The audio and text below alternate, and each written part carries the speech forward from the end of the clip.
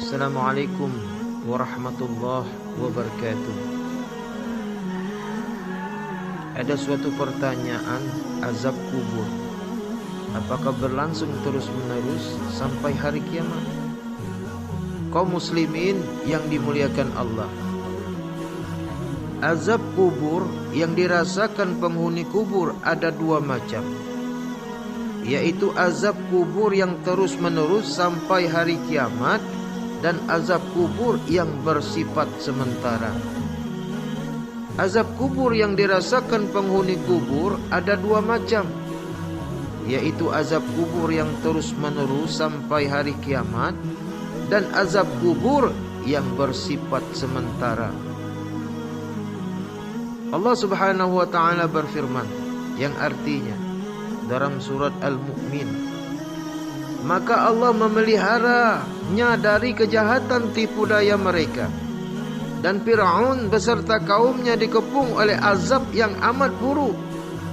Kepada mereka ditampakkan neraka pada pagi dan petang, dan pada hari terjadinya kiamat dikatakan kepada malaikat, masukkanlah Fir'aun dan kaumnya ke dalam azab yang sangat keras. Al-Mu'min 45-46. Demikian juga disebutkannya kata pagi dan petang tidaklah menghalangi bahwa yang dimaksud adalah ungkapan atas azab kubur yang berlangsung terus-menerus, sebagaimana firman Allah Subhanahu wa taala yang artinya, bagi mereka rizkinya di surga itu tiap-tiap pagi dan petang.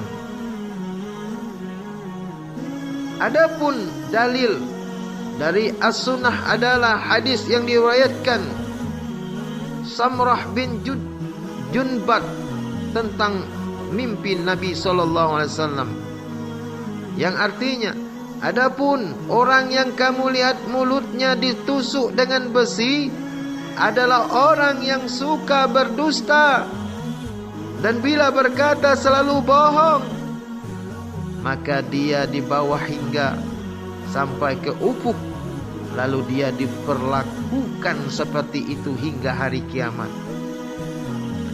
Adapun orang yang kamu lihat kepalanya dipecahkan adalah seorang yang telah diajarkan Al-Quran oleh Allah, lalu dia tidur pada suatu malam namun tidak melaksanakan Al-Quran pada siang harinya, lalu dia diperlakukan seperti itu hingga hari kiamat.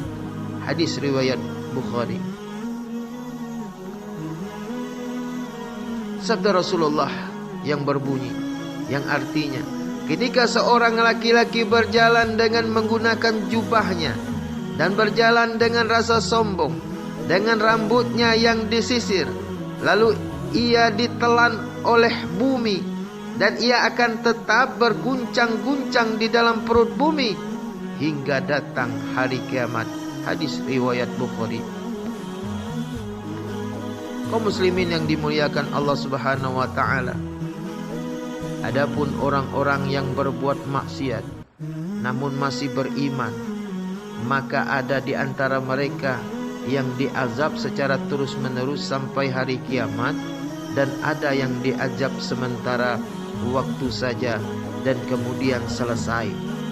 Hal ini mungkin disebabkan karena kecilnya dosa yang dilakukan, sehingga mendapatkan azab sesuai dengan kadar dosanya tersebut.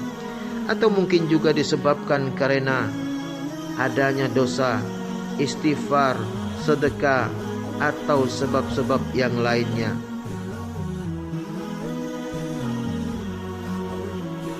Kaum muslimin yang dimuliakan Allah Subhanahu wa taala, Nabi SAW melewati dua makam, kemudian berkata, sesungguhnya mereka sedang diazab. Tidaklah mereka diazab karena perkara yang besar menurut pandangan mereka. Adapun salah satunya dia tidak melindungi diri dari air kencing, sedangkan yang lain dia suka berbuat namimah atau adu domba. Kemudian beliau mengambil pelepah kurma basah dan membelahnya secara vertikal dan menancapkannya setiap belahan ke masing-masing makam.